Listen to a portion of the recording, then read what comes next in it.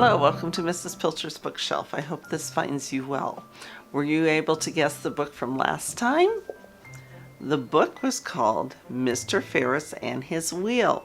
It's the story of the Ferris Wheel. It was written by Kathryn Gibbs Davis and illustrated by Gilbert Ford. And here is our title page.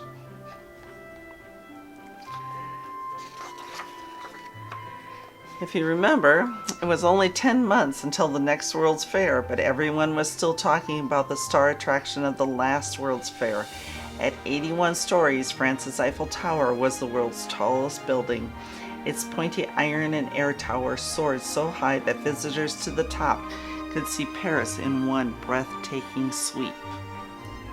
And of course, on each page, there's some more information about what's going on at the time and how things were built.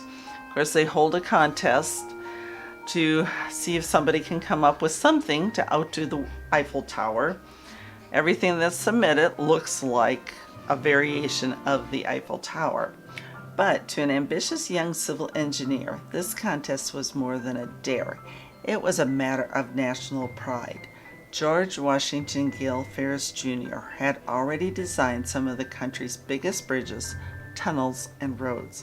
He could never allow a French tower to overshadow America's World's Fair. Why? Hadn't the United States built the world's first skyscraper? George had seen the elegant steel frame rise 10 stories high with his own eyes. And that skyscraper was actually built in Chicago. It was Chicago's home insurance building, which was the first skyscraper, 10 stories high. Of course, we don't think anything of 10 stories now. George had an idea for a structure that would dazzle and move, not just stand still like the Eiffel Tower.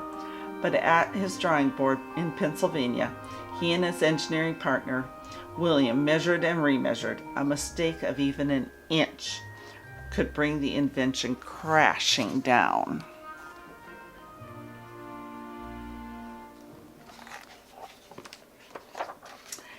And so he goes to Chicago and tells them his idea. They're not real thrilled. They don't think it's going to work, but they don't really have much of a choice at this point because it's getting kind of late to do something really big. But he gets the approval. They won't invest any money in it, so he has to come up with his own investors and puts a lot of his own money towards the invention. And they start building. They have to build through the winter and, don't want any mistakes. But finally, on June 21st, 1893, opening day finally arrived. 2,000 people gathered as flags waved. George took the stage and dedicated his wheel to the noble profession of engineering. Then George's wife presented him with a beautiful golden whistle. George and his wife stepped proudly into car number 1, followed by their nervous but excited guests. Uniformed guards closed and locked the door. Would the wheel work? George blew the golden whistle. 2,000 tons of steel began to turn around as the soft clanging of a large chain drove the mighty machine. Up, up, up, the car floated above the mud and noise. Can you imagine being in that first ride? As the car was lifted higher, everyone rose from the velvet seats and crowded to the windows. Spread out below them was the dizzying sweep of the fairgrounds, the city of Chicago, and the sparkling Lake Michigan, and even glimpses of 3 faraway states. Below, more cars were loaded, and after the people had gone 2 times around and had 20 glorious airborne minutes in motion, powerful brakes brought the wheel to a whisper-soft stop. When the conductor called all out, everyone begged to go around again. The wheel is safe. The news raced through the fairgrounds, through the city of Chicago, and across the country. And of course, then it operates through the World's Fair. 1.5 million passengers rode it at the World's Fair. Oh, At night, George Ferris's wheel became a magical glowing circle with 3,000 electric light bulbs, another brand new invention.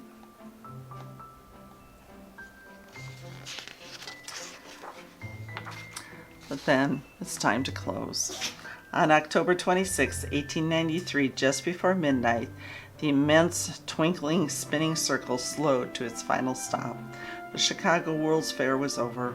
George had called his creation a monster wheel, but his investors renamed it after its inventor, the Ferris Wheel. Of course, nowadays you go to any carnival or fair, and there is a Ferris wheel.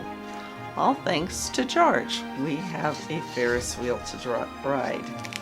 I hope that you can find this book at your local library or through Amazon or a bookstore. Another great book to add to your collection. Now, this time the book is about a dog. Let me read you a couple pages from this book.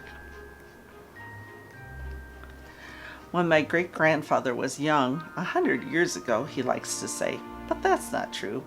He went to school on prairie roads in a wagon pulled by horses. He wore overalls with buckles at his shoulders and leather high-top shoes that took a long time to lace. 100 years, my great-grandfather says. But of course, that's not true either. His dog with 3 names went too. How can a dog have 3 names, I asked. He came to us one day without a name, said great-grandfather. My sister Lily called him Ted. Mama called him Boots because his front legs were white halfway up. Papa called him Pal because he was one. Great-grandfather called him 3 names. That's 4 names, I told him, but he already knew that.